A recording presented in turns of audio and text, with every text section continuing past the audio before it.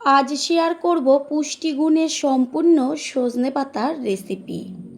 সজনে পাতাটা অনেকেই খেতে চায় না, তবে এমনভাবে তৈরি করতে হবে যেটা বাচ্চা থেকে বড় সকলেই খেয়ে নেবে।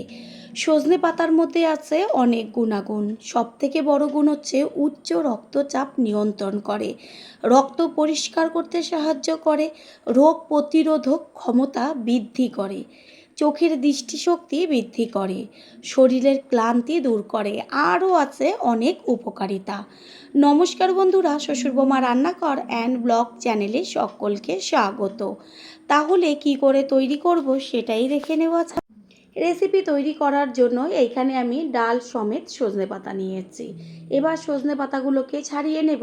ওই যে মোটা যে ডালটা রয়েছে তার থেকে প্রথমে পাতাগুলোকে ছাড়াবো না, ডাল সমেত পাতাগুলোকে ছাড়িয়ে নেব। দেখাই যাচ্ছে যে কিভাবে আমি মোটা যে ডালটা তার থেকে পাতাগুলোকে ছাড়িয়ে নিচ্ছি। এইভাবে প্রথমে ছাড়িয়ে নেব। আর সজনে পাতা একটুখানি ভালো করে বাছতে হয়, কারণ পাতার মধ্যে অনেক রকম পোকা বাসা করে, সেই কারণে পাতাগুলোকে একটু সময় নিয়ে বেছে নিতে হয়। পাতাগুলোকে আমি এবার ভালো করে জল দিয়ে ধুয়ে নিয়েছি। এই যে সরু সরু যে ডালের সাথে পাতাগুলো রয়েছে সেই সমেতই ধুয়েছি, কারণ সজনে পাতা যদি ছাড়িয়ে তারপরে জলে দেওয়া হয় তাহলে একটু অসুবিধা হয়, মানে পাতাগুলো লেগে লেগে থাকে, ভালো করে ধোয়াটা যায় না। সেই কারণে ডালে পাতা থাকা সমেত জল দিয়ে ধুয়ে নেবেন। এবার এই যে ডালের থেকে আমি একটা একটা করে পাতা আস্তে আস্তে ছাড়িয়ে নিচ্ছি। এই যে সরু সরু যে ডালগুলো থাকে একটাও যেন না থাকে, ভালোভাবে পাতাগুলোকে ছাড়িয়ে নেবেন। এইভাবেই সব পাতাগুলো ছাড়িয়ে নিয়ে ফিরে আসছি। পাতাগুলো ছাড়িয়ে নিয়েছি, আর কোনো রকম জলে ধোবো না, কারণ আগেই জলে ধুয়ে নিয়েছি। এবার একদম ছোট ছোট করে শাকের মতন কেটে নেব। কেটে নেওয়াটা শেয়ার করলাম না। এখানে নিয়েছি মুসুরির ডাল। রেসিপিটা আমি মুসুরির ডাল দিয়ে তৈরি করব। এখানে চাইলে আপনারা যে কোনো ডাল দিয়ে তৈরি করতে পারেন, যেমন মুগের ডাল, মটর ডাল। একটা বড় বোল নিয়েছি, তার মধ্যে ডালটা জলের মধ্যে দিয়ে দিচ্ছি। এইবার 6 থেকে 7 বার ডালটাকে জল পাল্টে ধুয়ে নেব। এইখানে গ্যাসের ওভেনে কড়াই বসিয়ে তার মধ্যে দিয়েছি জল, আর জলটা হালকা গরম হলে দিয়ে দিচ্ছি ধুয়ে নেওয়া ডাল। রেসিপিটা আমাদের শরীরের জন্য কতটা উপকারী হতে পারে সেটা এতটুকু ভিডিও দেখার পরেই আপনারা বুঝতে পারছেন। সম্পূর্ণ ভিডিওটি দেখতে থাকুন, তাহলেই বুঝবেন যে কতখানি উপকারী একটা রেসিপি হতে চলেছে। ডালের ওপরে যে ফেনাগুলো হচ্ছে এগুলোকে হাতা দিয়ে তুলে ফেলে দিচ্ছি। সমস্ত ফেনাগুলো তুলে দেব। যতক্ষণ এই ফেনাগুলো উপরে উঠতে থাকবে সমস্তটা আমি ফেলে দেব, আর ডালটা সিদ্ধ হতে থাক। অন্যদিকে আমি এইখানে সজনে শাকটা একদম ছোট ছোট করে কেটে নিয়েছি। এখানে ডাল অর্ধেকের বেশি সিদ্ধ হয়ে গেছে। হাতা দিয়ে একটু নেড়ে চেড়ে দিচ্ছি, আর তার মধ্যে দিয়ে দিচ্ছি লবণ। লবণটাকে মিশিয়ে নিয়ে আর একটু ডালটা হবে, আর ডালটা এমনভাবে সিদ্ধ করতে হবে যেন গলে না যায়। ডালগুলো বেশ একটু গোটা গোটা থাকবে, তবে ভেতরটা পুরো নরম হয়ে যাবে। এই পর্যায়ে এর মধ্যে দিয়ে দিচ্ছি হলুদ গুঁড়ো। হলুদ কখনোই কিন্তু ডাল সিদ্ধ হবার প্রথমেই ব্যবহার করবেন না, তাহলে ডাল সিদ্ধ হতে অনেকটা সময় লেগে যাবে। হলুদটাকে ভালো করে মিশিয়ে নেব, আর এই ডালটা একটু বেশ ঘন হবে, পাতলা জলের মতন হবে না, সেই কারণে আর জল দেব না। এবার একটা পাত্রে ঢেলে নিচ্ছি, আর কড়াইটা ভালো করে জল দিয়ে ধুয়ে নিয়ে আবারও গ্যাসের ওভেনে বসিয়ে ভালো করে গরম করে নেব। তারপর দিয়ে দিচ্ছি সর্ষের তেল। তেল গরম হয়ে গেছে, এবার শুকনো লঙ্কা দিয়ে দিচ্ছি ফোড়নে। শুকনো লঙ্কা হাফ ভেজে নেওয়ার পরে দিয়ে দিচ্ছি ছোটো চামচের 1 চা চামচ পরিমাণ সাদা জিরে।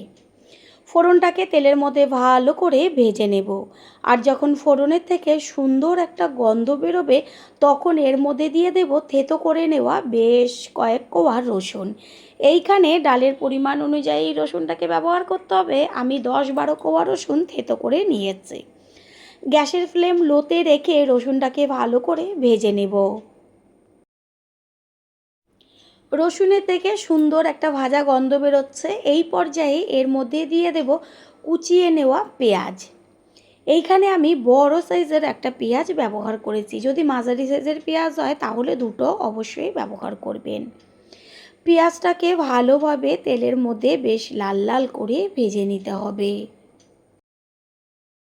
তেলে পেঁয়াজটা যেন তাড়াতাড়ি মজে যায় সেই কারণে দিয়ে দিচ্ছি অল্প পরিমাণ লবণ। কারণ ডালের মধ্যে লবণ দেওয়া আছে, সেই কারণে বুঝে লবণটা কম বেশি ব্যবহার করবেন। এবার পেঁয়াজটা ভাজা হতে থাক। পেঁয়াজটা অর্ধেকের মতন ভাজা হয়েছে, হালকা একটা কালার এসে এই পর্যায়ে এর মধ্যে দিয়ে দিয়েছি ছোট্ট ছোট্ট করে ডুমু করে কেটে নেওয়া আলু।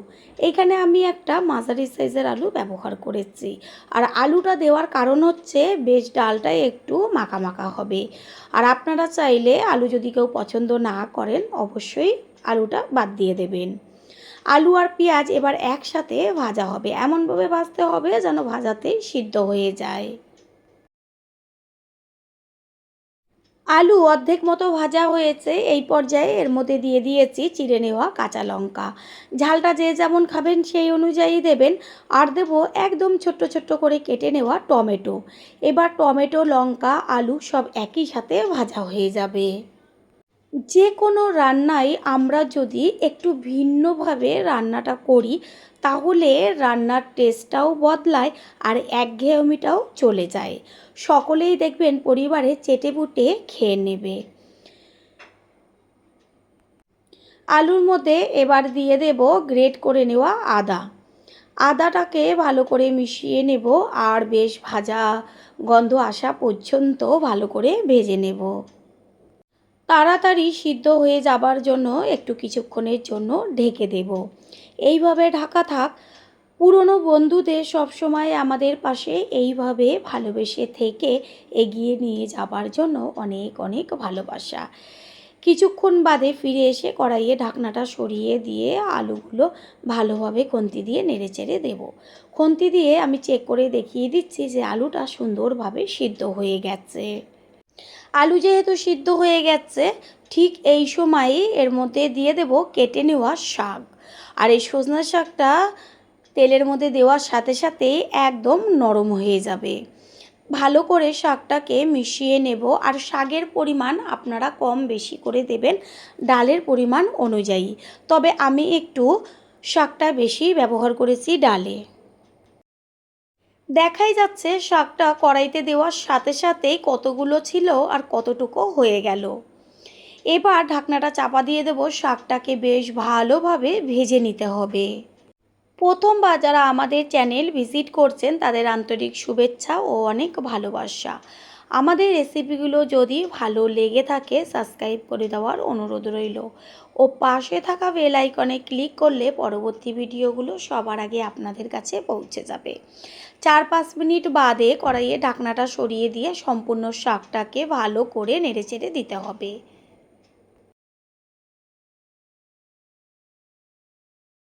এখানে ডাল আমি হাতায় তুলে দেখিয়ে দিচ্ছি যে কতখানি ঘন আমি রেখেছি। দেখা যাচ্ছে পাতলা, এটা যখন পরে সম্বার হবে তখন আরও ঘন হয়ে যাবে। এদিকে শাকটাও সুন্দরভাবে বেশ ভাজা হয়ে গেছে। এই পর্যায়ে গ্যাসের ফ্লেম হাই করে দিয়ে সিদ্ধ করে নেওয়া ডালটাকে দিয়ে দেব। সব সময়ের জন্য ডালের সম্বারটা যদি ভালোভাবে দেওয়া হয় তাহলে ডালের টেস্ট দ্বিগুণ বেড়ে যায়। সেই কারণে সম্বারটা ভালো করে দিতে হবে। গ্যাসের ফ্লেম হাই করে দিয়েছি, এবার ডালটা হতে থাক। প্রথমে ভালোভাবে ফুটিয়ে নেব। এরপরে যখন টকবক করে কিছুক্ষণ ফুটবে তারপরে গ্যাসের ফ্লেম মিডিয়াম করে ডালটাকে হতে দিতে হবে।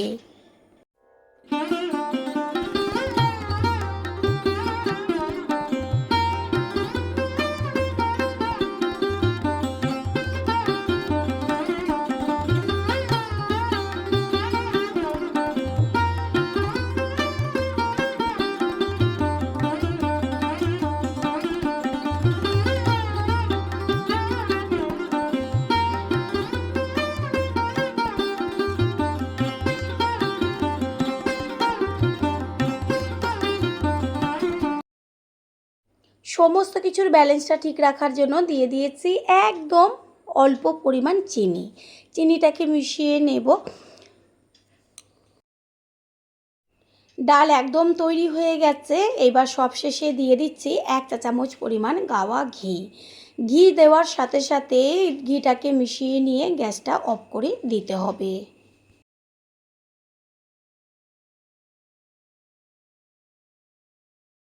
একটু বাদে ফিরে এসে সম্পূর্ণ লুকটা দেখিয়ে দিচ্ছি। এবার একটা পাত্রে ঢেলে নেব।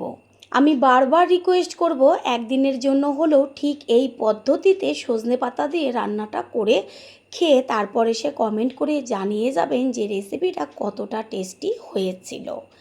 আশা করি রেসিপিটি ভালো লাগলো। আর যদি ভালো লেগে থাকে একটা লাইক, কমেন্ট, পারলে একটা শেয়ার করে অবশ্যই জানাবেন। আপনাদের দেওয়া একটা লাইক ও লাইকের পাশে থাকা হাইপ আর একটা শেয়ার আমাদের কাছে অনেক অনেক গুরুত্বপূর্ণ। All friend, thanks for watching my video. আপনারা সকলে ভালো থাকবেন, সুস্থ থাকবেন। আবারও দেখা হবে অন্য কোনো রেসিপির এপিসোডে। আজ শেয়ার করব চিচিঙ্গা দিয়ে মাছের ডিমের রেসিপি। চিচিঙ্গা অনেকেই পছন্দ করে না, তবে এইভাবে যদি রান্না করে দেন আমি গ্যারান্টি দিয়ে বলতে পারি বাচ্চা থেকে বড় কেউ মুখ ফিরিয়ে রাখতেই পারবে না।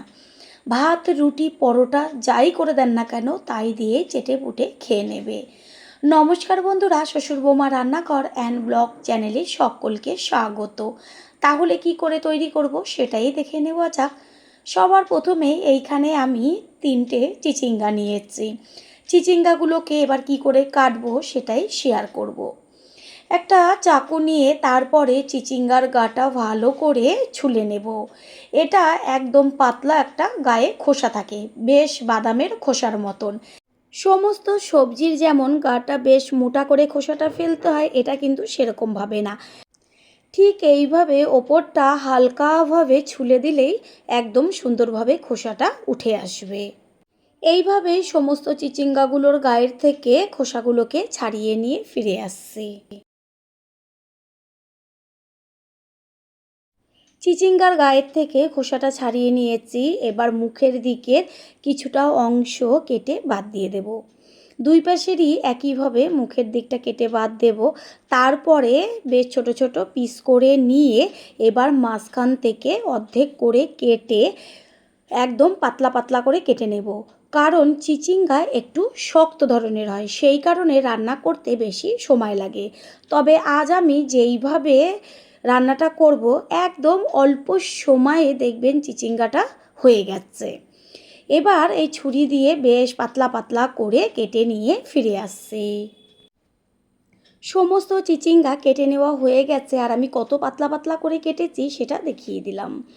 এবার একটা বড় পাত্রের মধ্যে জল নিয়ে তার মধ্যে চিচিঙ্গাগুলোকে দিয়ে দেব। এইভাবে 2 থেকে 3 বার জল পাল্টে চিচিঙ্গাগুলোকে ধুয়ে নিয়ে ফিরে আসছি। চিচিঙ্গাগুলো জল থেকে তুলে একটা পাত্রে রেখেছি। এবার তার মধ্যে দিয়ে দিচ্ছি 1 চা চামচ পরিমাণ লবণ। তারপর লবণটা ভালো করে চিচিঙ্গার গায়ে মেখে 15-20 মিনিটের জন্য রেস্টে রেখে দেব। এটা একটা ঢাকনা দিয়ে ঢেকে দেব 15-20 মিনিটের জন্য। আর অন্যদিকে আমি এইখানে নিয়েছি মাছের ডিম। মাছের ডিমটাকে ভালো করে জল দিয়ে ধুয়ে রেখেছি। এবার হাত দিয়ে চটকে নেব সম্পূর্ণ ডিমটাকে। ডিমের মধ্যে দিয়ে দেব হাফ চা চামচের থেকেও কম পরিমাণ হলুদ আর লবণ। দেব 1 চা চামচ পরিমাণ বেসন। তারপরে সব কিছু দিয়ে ডিমের সাথে আবারও ভালো করে মেখে নেব।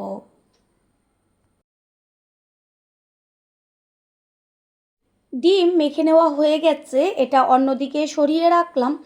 আর এদিকে গ্যাসের ওভেনে কড়াইটা বসিয়ে কড়াই ভালো করে গরম করে নিয়ে দিয়ে দিয়েছি সর্ষের তেল। তেলের মধ্যে ফোড়ন দিচ্ছি একটা শুকনো লঙ্কা। রান্নাটা আমি সর্ষের তেলে করব আর সর্ষের তেলেই বেশি টেস্টি হয়। যদি আপনারা মনে করেন সাদা তেল দিয়ে করতে পারেন। দিয়ে দিচ্ছি 1 চা চামচ পরিমাণ কালো জিরে। চিচিঙ্গার সাথে কালো জিরের কম্বিনেশনটাই ভীষণ ভালো যায়। এবার সুন্দর গন্ধ বেরোচ্ছে ফোড়নের থেকে, তারপর দিয়ে দিয়েছি থেতো করে নেওয়া রসুন। এইখানে আমি 10-11 কোয়া রসুন থেতো করে দিয়েছি। যদি কারো রসুনটা পছন্দ না হয় তাহলে অবশ্যই তারা ব্যবহার করবেন না, তবে রসুন দিলে দারুণ একটা গন্ধ বেরোয়। এবার এর মধ্যে দিয়ে দিয়েছি ঝালের জন্য কাঁচা লঙ্কা আর কুচিয়ে নেওয়া পেঁয়াজ। চিচিঙ্গার মধ্যে পেঁয়াজের পরিমাণটা একটু বেশি দিলে তাহলে টেস্টটা আরও বেশি টেস্টি হয়, সেই কারণে আমি এইখানে 2টো বড় সাইজের পেঁয়াজ ব্যবহার করেছি। দিয়ে দিচ্ছি তাড়াতাড়ি মজে যাওয়ার জন্য লবণটাকে মিশিয়ে নেব। এবার একসাথে ভাজা হতে থাক। চিচিঙ্গা তো অনেক রকমভাবে তৈরি করে খেয়েছেন, একবার এইভাবে তৈরি করে খেয়ে দেখুন, তারপরে সে কমেন্ট করে জানিয়ে যাবেন যে সকলে কেমন খেয়েছিল। আমি বারবার বলছি একবারের জন্য হলেও তৈরি করবেন। পেঁয়াজটা বেশ হালকা একটা গায়ে কালার এসছে, যখন দেখবেন পুরো লাল লাল হয়ে গেছে পেঁয়াজটা ভাজা, ঠিক তখনই গ্যাসের ফ্লেম লোতে রেখে এর মধ্যে দিয়ে দেব 1 চা চামচ ধনের গুঁড়ো, 1 চা চামচ জিরের গুঁড়ো, আর দেব কালারের জন্য কাশ্মীরি লঙ্কার গুঁড়ো। ঝালের জন্য তো কাঁচা লঙ্কাই ব্যবহার করেছি। এবার ভালো করে মিশিয়ে নেব। কোনো রকম জল ব্যবহার করব না, ঠিক এইভাবে গ্যাসের ফ্লেম লোতে রেখে জিরে ধনের গুঁড়োটাকে বেশ ভেজে নিতে হবে, যখন সুন্দর ভাজা একটা গন্ধ বেরোবে। আর এদিকে চিচিঙ্গার মধ্যে যে লবণ মাখিয়ে 15-20 মিনিট রেখেছিলাম সেটার থেকে কতখানি জল ছেড়েছে। এই যে জলটা ছেড়েছে, আর এতে চিচিঙ্গাটা একদম নরম হয়ে গেছে লবণ দেওয়ার কারণে। আর দেখবেন চিচিঙ্গার মধ্যে একটা কেমন গন্ধ আসে, সেটাও আর আসবে না। চিচিঙ্গাটা সম্পূর্ণ দিয়ে দিয়েছি জল সমেত, আর এর মধ্যে দিয়ে দিচ্ছি কালারের জন্য হলুদ গুঁড়ো। ভালোভাবে মিশিয়ে নেব, আর কোনো রকম এই রেসিপিতে জল ব্যবহার করব না।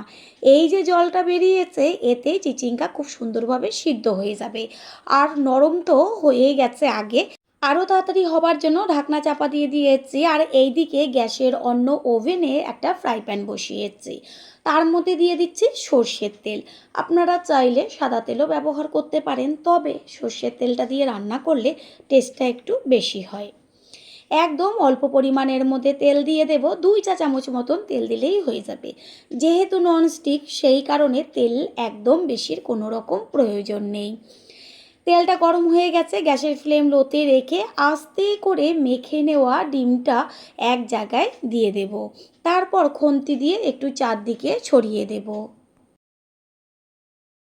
মাছের ডিম হতে বেশি সময় লাগে না, একদম অল্প সময়ে ডিম ভাজা হয়ে যায়। ঠিক এইভাবে খুন্তি দিয়ে বেশ চারদিকে একটু ছড়িয়ে দিচ্ছি। গ্যাসের অন্য ওভেনে তো চিচিঙ্গাটা হচ্ছে। পুরনো বন্ধুদের সবসময় আমাদের পাশে এইভাবে ভালোবেসে থেকে এগিয়ে নিয়ে যাবার জন্য অনেক অনেক ভালোবাসা। নিচের পিঠটা হয়ে গেছে, এবার উল্টে দেব ওপরের পিঠটা হবার জন্য।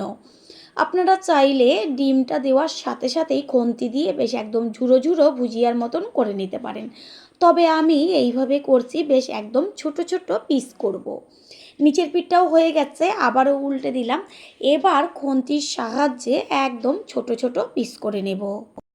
পরিবারের মধ্যে দেখবেন সবাই কিন্তু সব সবজি পছন্দ করে না, তবে সবজি খাওয়াটা আমাদের শরীরের পক্ষে কতটা উপকার সেটা আমরা সকলেই জানি। সেই কারণে যদি আমরা যে যেই সবজিটা পছন্দ করে না সেই সবজিটাকে একটু ভিন্নভাবে রান্না করে দেওয়ার চেষ্টা করি, তাহলে তারাও খায় আর একঘেয়েমিটাও চলে যায়। এদিকে কড়াইয়ের ঢাকনাটা সরিয়ে দিয়ে দেখিয়ে দিচ্ছি চিচিঙ্গাটা কত সুন্দর মজে গেছে। চিচিঙ্গা হতে অনেকটা সময় লাগে, তবে এইভাবে যদি রান্না করেন তাহলে দেখবেন একদম অল্প সময়ে চিচিঙ্গা হয়ে যাবে। যেহেতু চিচিঙ্গাটা একদম মজে গেছে, এই পর্যায়ে এর মধ্যে দিয়ে দিচ্ছি ছোট ছোট করে কেটে নেওয়া টমেটো। টমেটো মজে আসতে বেশি সময় লাগে না, টমেটোটাকে ভালো করে খুন্তি দিয়ে নেড়েচেড়ে মিশিয়ে দিয়ে আবারও ঢাকনাটা চাপা দিয়ে দেব।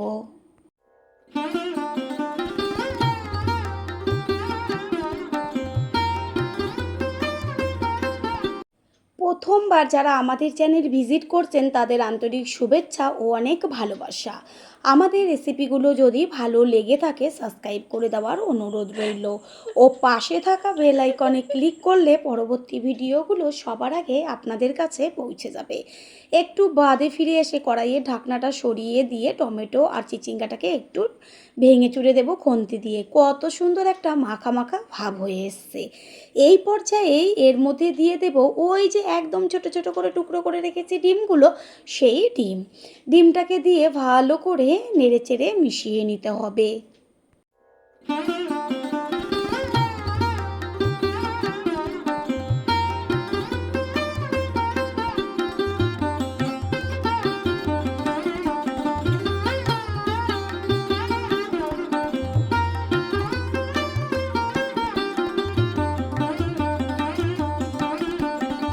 ডিম দেওয়ার পরে কিছুক্ষণ ঢেকে রেখেছিলাম, ঢাকনাটা সরিয়ে দিয়েছি। রেসিপি একদম কমপ্লিট হয়ে গেছে। খুন্তি দিয়ে একটু নেড়েচেড়ে মিশিয়ে নেব।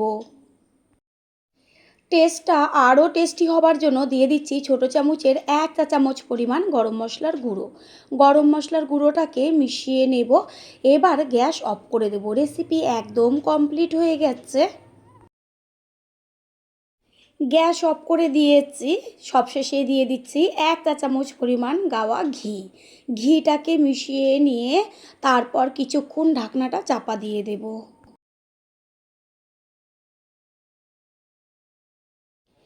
একটু বাদে ফিরে এসে ঢাকনাটা সরিয়ে দিয়ে সম্পূর্ণ লুকটা দেখিয়ে দিচ্ছি। এটা কিন্তু ঝোলঝোল হবে না, বেশ এরকম গামাখা হবে। গরম গরম ভাত, রুটি, পরোটা সমস্ত কিছু দিয়েই একদম জমে যাবে। এবার একটা প্লেটে তুলে নেব। তৈরি হয়ে গেল আজকের রেসিপি। আশা করি রেসিপিটি ভালো লাগলো। আর যদি ভালো লেগে থাকে একটা লাইক, কমেন্ট, পারলে একটা শেয়ার করে অবশ্যই জানাবেন। আপনাদের দেওয়া একটা লাইক ও লাইকের পাশে থাকা হাইপ আর একটা শেয়ার আমাদের কাছে অনেক অনেক গুরুত্বপূর্ণ। All friend, thanks for watching my video. আপনারা সকলে ভালো থাকবেন, সুস্থ থাকবেন। আবারও দেখা হবে অন্য কোনো রেসিপির এপিসোডে।